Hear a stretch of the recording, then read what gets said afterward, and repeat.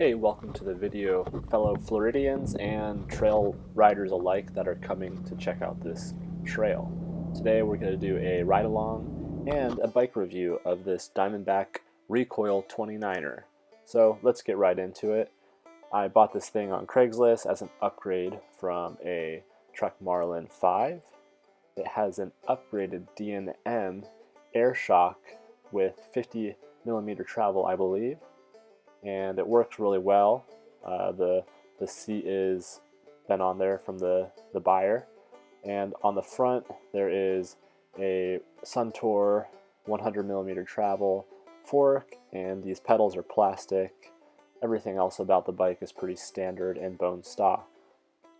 The disc brakes seem to work really well. They are Tektro Aries. Compared to the Trek Marlin 5, they seem to work 100 times better. And then just a Shimano Acera derailleur and crank set.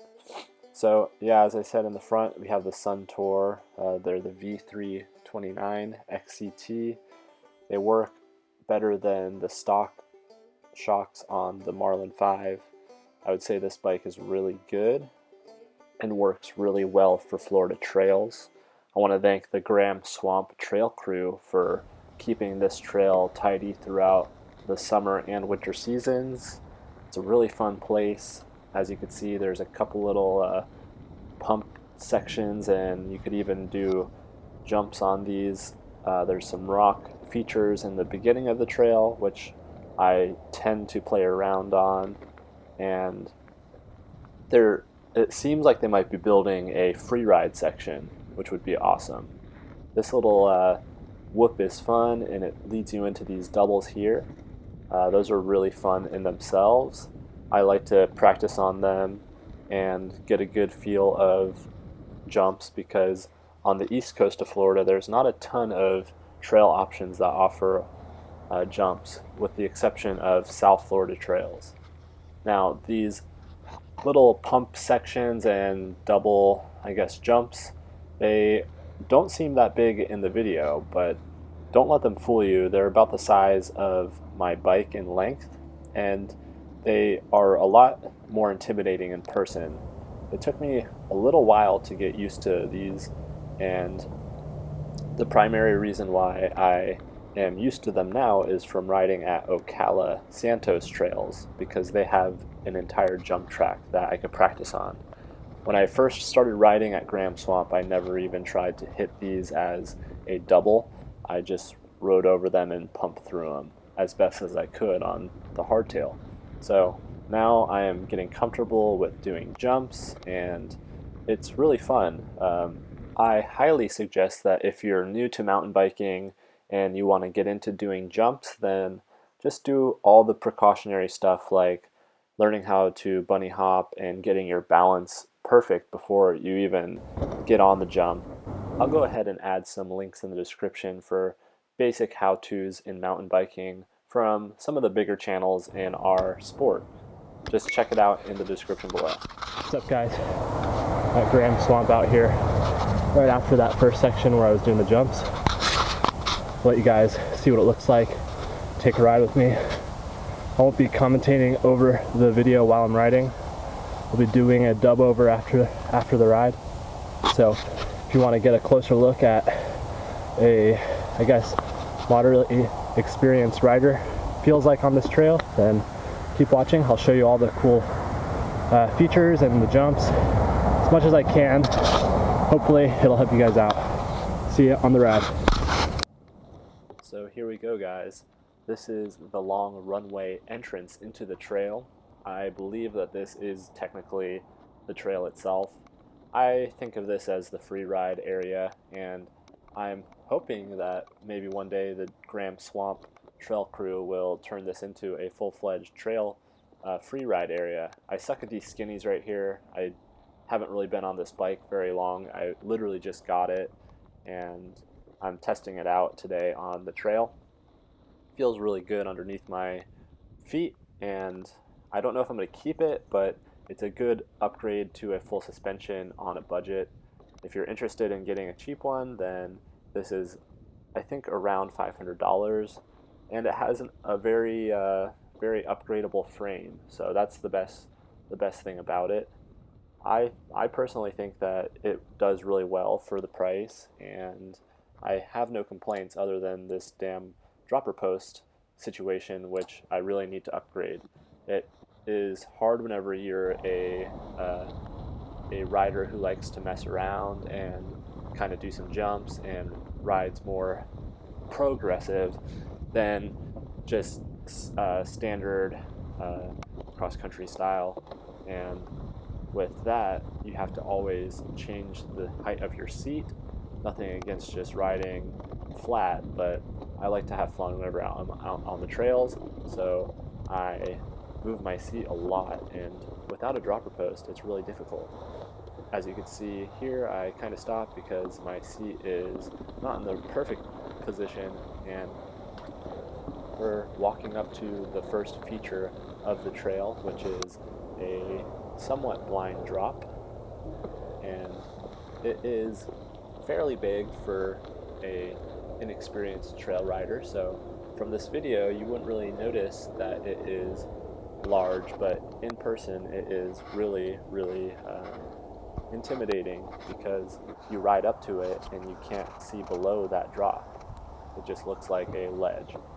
I'm going to turn around and demonstrate how it is done. Obviously this is my representation of it. I don't claim to be a pro or anything. I just out here having fun like the rest of us. So I'm riding up to it pretty swiftly, and I drop right in. At this point in the trail, it has a section that climbs directly after this, and that whole section leading up to this climb is pretty hairy. In the video, if you rewind it, you'll see that I almost lose control because there is a large rock right in the way. So I almost fell right there, and then it comes back into somewhat of a switchback and a climb. This place is really good for features and different trail terrain. So it has rocks, it has sand, roots, a lot of these like boardwalk features that are just helping you to climb up the mountain or the hill in our case. Definitely one of the most elevation-rich trails in Florida. I've ridden pretty much all over Florida except for in the Panhandle, and I could say that this one has the most climbs. It is really difficult, and it takes it out of you. If you're not an endurance rider, then you might have some issues riding this trail. It gives you some breaks on the top, and there's a lot of nature out there, so watch out for squirrels because they're on the trail if it is a calm day. I almost ran one over, as you can just see. We're coming up to another pretty extreme feature here. This was a fun little line midway through the trail, kind of like a speed flow section with a small tabletop. This drop off here is really fun. It is a double black diamond for Florida standards, and I would say that it has a pretty technical landing area and a pretty large tabletop at the bottom. Let's hear what I have to say on the trail. At the bottom of this drop, there's a pretty large tabletop slash double right at the bottom, so prepare yourself for that when you launch yourself off this thing. I'm gonna film it now.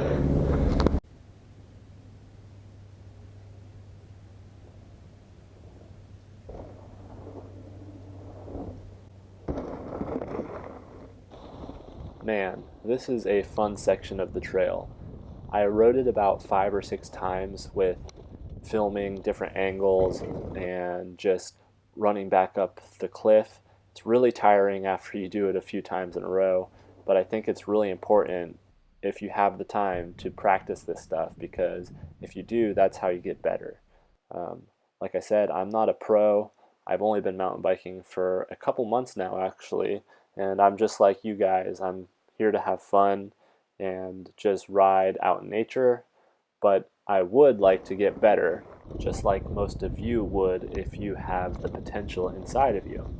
Now immediately after this tabletop there is a pretty fun climb. It is pretty flowy, and then it returns back to a plateau on the top, which is the main theme of this trail. It's a lot of climbs and a lot of downhills, and then a plateau in the middle, which would be standard on most trails in America.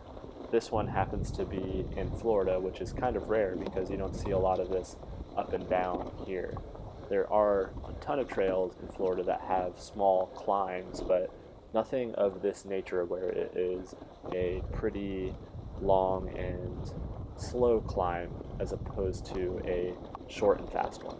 So this is a switchback, and like I said, it is a pretty moderate incline, but it is long, so it really takes it out of you if you don't have the endurance, which I'm not gonna lie, this trail always takes it out of me no matter how much I feel confident in riding it. I usually ride this trail after I've ridden some other trails during the week, so that could be the reason why I haven't ridden it on a fresh set of legs where I've been rested and feel really good about it. You do get tired, but just stop if you feel like you're gonna fall over. That's what I do anyways, because you don't want to get in one of these downhills and then feel like you are shaky and out of control, because the downhills here, they have some pretty technical rock gardens and I'm sure there have been a ton of people who went over the bars here. I haven't done that yet, but I doubt that it will last for very long if I continue to ride this trail. This is one of these huge inclines that I just cannot conquer. About halfway through the trail, there'll be a sandy downhill section with some pretty severe rocks in the middle, and then you kind of go through a gully and back up around. You'll see this pine-covered forest that is just a hill, kind of like a switchback. It brings you up to this plateau, which I don't choose to ride the other side.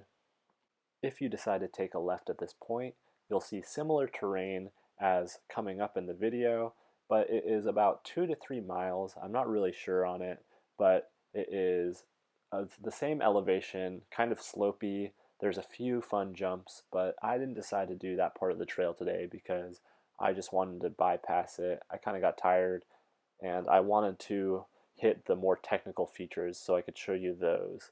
So if you take a left here, you're going to be faced with a second half of the trail that is kind of like a circle, and it'll bring you back around to the trailhead, and you'll see the rest of this portion of the trail.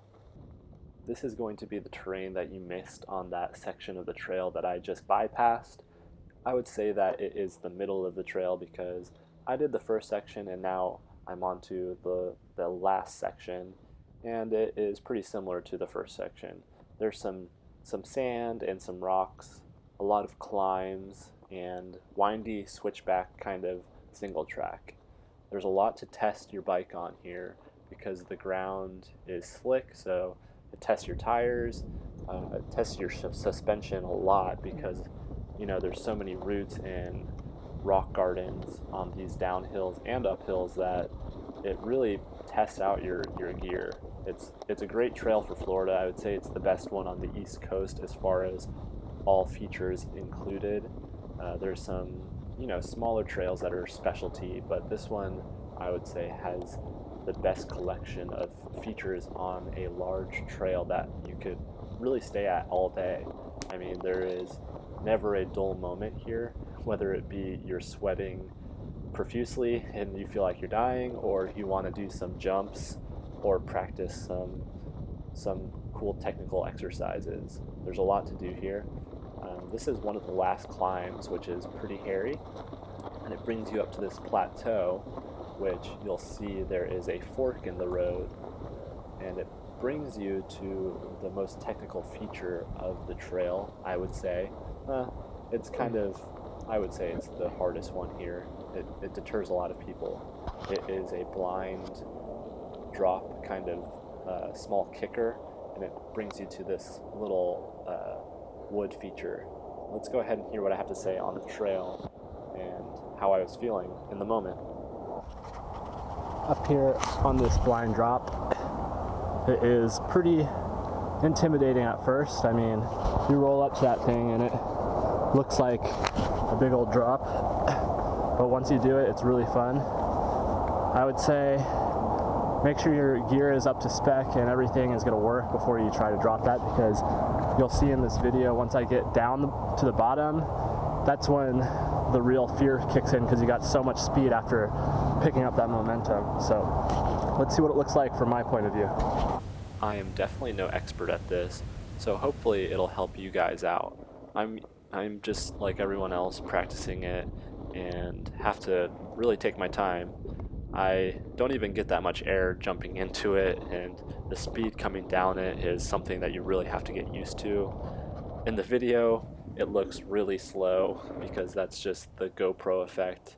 Makes everything feel a lot faster when you're in the moment. But like I said, I practice this stuff so that I could get better, and hopefully that you guys could get better too, because I'm a beginner and I just want to see how much I can improve, and there's no better way at studying yourself than taking video. So I hope that maybe my tips could help you guys out as well. It's really funny because in the moment this jump felt huge, but I didn't even get close to the end of it. So I've got a lot to improve on, and hopefully I could help you guys improve as well as our journey, continues. I'll keep making these videos and hopefully meet up with you guys on the trail. I met Tyler this day and he was also practicing this jump. Let's go ahead and see what he has to offer. He was hitting the same tabletop and getting just as far as I was, so he's got some skills up on me, but I'm learning, and so is he. We were just trying to get to the end of the tabletop and try to transition into it, and hopefully by the next time he comes he'll feel more comfortable and see this video to help him out to see what he was doing wrong, or not even wrong, just help him improve. That's pretty far. All right, what's your name? I'm Tyler. Larry, nice to meet you. Yeah, I'll put you up on YouTube so you can check it out. This is the end of the ride-along video, and to finish the trail off, I pinched my tire, so it went flat.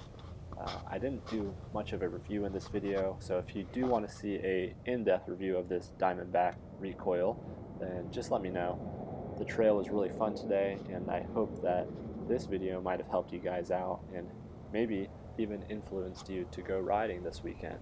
So I'll see you next time, and if you